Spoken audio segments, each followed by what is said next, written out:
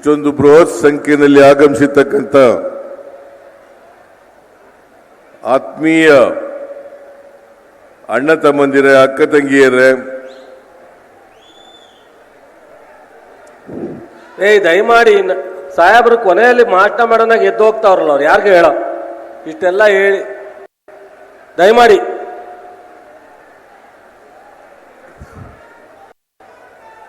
ಇಲ್ಲ, ಊಟ ಸಮಯ ಆಗ್ಬಿಟ್ಟದೆ, ಹೋಗೋರೆಲ್ಲ ಹೋಗ್ಲಿ. ಯಾರಿಗೆ ಭಾಷಣ ಕೇಳಬೇಕು ಅಂತ ಆಸಕ್ತಿ ಇದೆ ಅವ್ರು ಇರ್ರಿ, ಊಟ ಮಾಡಬೇಕು ಅನ್ನೋರೆಲ್ಲ ಹೋಗ್ಲಿ.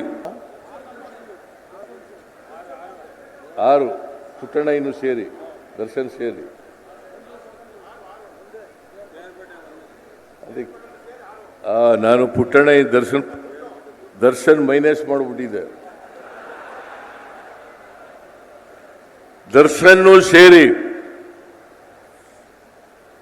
6 ಕ್ಷೇತ್ರಗಳಲ್ಲಿ